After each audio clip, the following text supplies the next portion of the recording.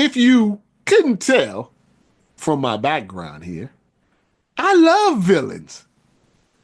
In actuality, I'm more of a fan of the villain than the superhero. I feel for a superhero movie to be well made and successful, the villain has to be relatable, even downright likable for it to work. But see, that's fiction. That's not real life. See, in real life, for centuries, well before any of us was born, we have been brainwashed to believe anything black or dark is negative, and anything white and light is positive. Starts with the Bible. Heaven is lily white. The angels are white. They have white wings. People think Jesus is white. But hell, that's dark. It's fire and brimstone. There's no light. You see light at the end of the tunnel. You ever watched an old Western movie? The good guys were the white hats. The bad guys, the villains, they were black. I remember when I was young, I asked my mom once, I said, why is the yellow white cake, why is that called angel food cake? But the chocolate dark cake is called devil's food cake. She didn't have a good answer. And I probably wouldn't have had a good answer for a 9-year-old boy asking me that as well. So we've been brainwashed to believe that black is bad. It's villainous. And that is carried over to entertainment and specifically to athletics.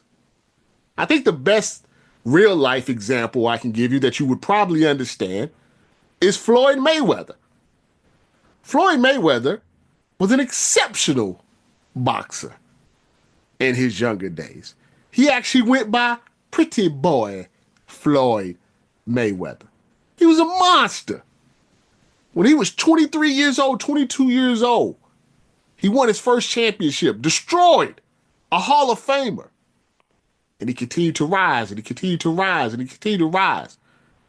All through exceptional skills in the ring. He's with Top Rank, Bob Arum. Wasn't really making a lot of money, though. A lot of people thought he was the pound for pound best fighter in the world.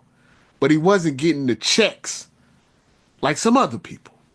Wasn't getting Mike Tyson checks, Oscar De La Hoya checks. Wasn't getting certain checks. So he made a change in his persona. Became Money Mayweather. He became the villain.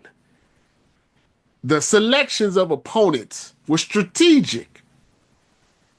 They were the type of opponents that a particular set of Mexicans or Puerto Ricans or white Americans would want to beat Floyd Mayweather because he was the villain. And Floyd made $1 billion or more off of this persona.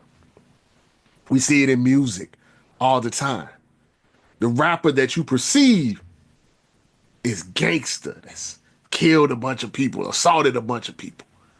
Their numbers are higher than others. We glorify it.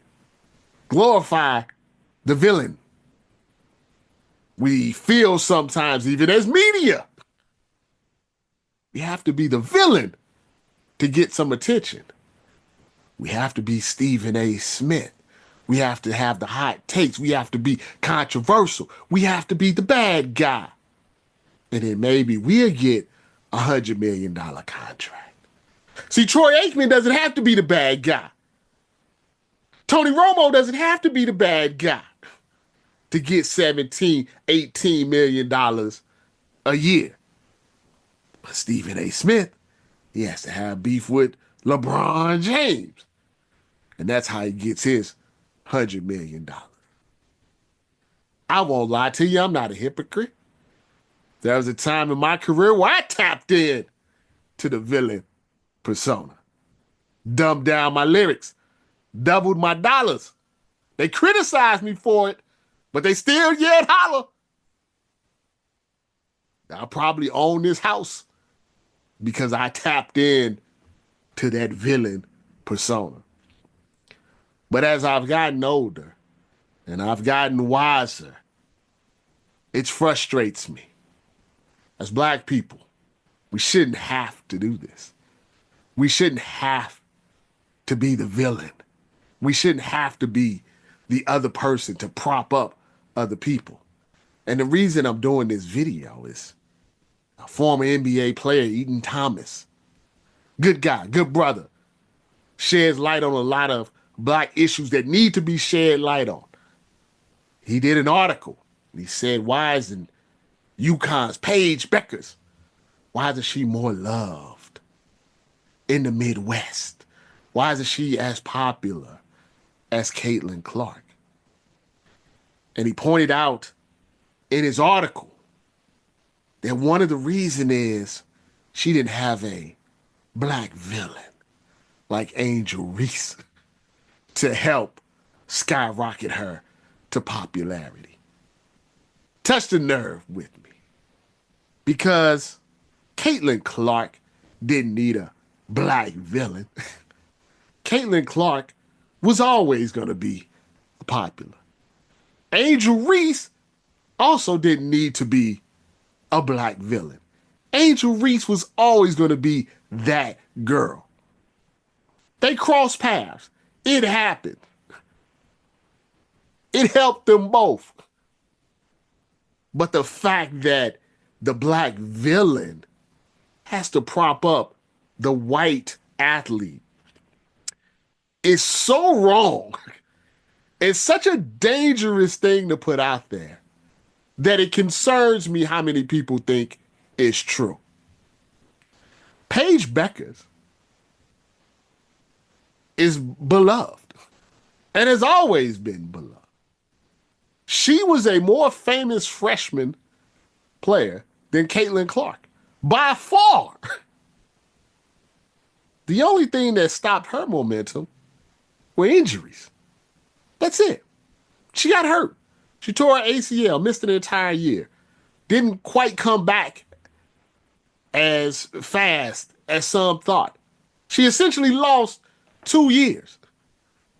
And in those 2 years, Caitlin Clark tapped into not a Black audience, not a white audience.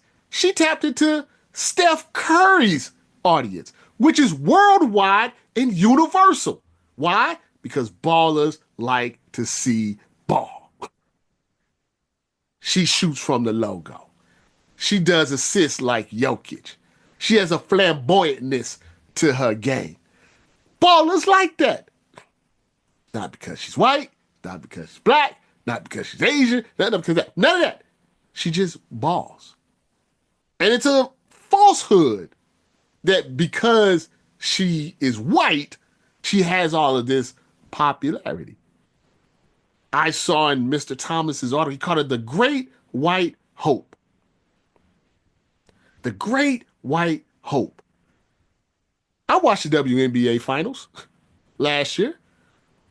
2 of the best players on the court were white. They don't have the same popularity as Caitlin Clark. They're good people. They're good players. They champions. You can't force something like Caitlin Clark. It's organic. Paige Bueckers, or Paige Buckets as I like to call her, would have been on a astronomical trajectory if she didn't get hurt. She would have been spoken about with Caitlin Clark if she wasn't injured. She was out of sight, out of mind. And now she's back. And her game is smooth and cool as the other side of the pillow. She's dropping 40 on their heads. And you know what? People know who she is.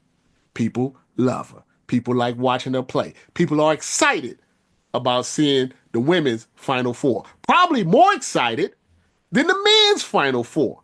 And guess what? She didn't need a black villain. She didn't need racist fans. She didn't need MAGA. She didn't need anything besides just being herself and being a baller. Because the real fans, the ones that actually watch the games, the ones that actually go to the games, the ones that buy the merch, the ones that prop her up, Midwest, East, West Coast, overseas, they just want to check ball. And it's sad with all of the issues that you can speak about within the black community, all of the things in our society that we as a community need to do better, all of the issues which are trying to basically eliminate our history and our race, that you would take the time to write out 2,000 words that Paige Bueckers needs a black villain to be popular. I disagree with it. I think it's wrong. I think as black people, we have to understand it's okay just to be ourselves. We don't have to be somebody else to be popular or to make somebody else popular. Just be who you are. Caitlin Clark is who she is. Angel Reese is who she is. Paige Bueckers is who she is. Haley Van Litt is who she is. And people respect that. So don't create a controversy that simply does not exist. If you're watching this, you probably have too much time on your hands, but I do appreciate you.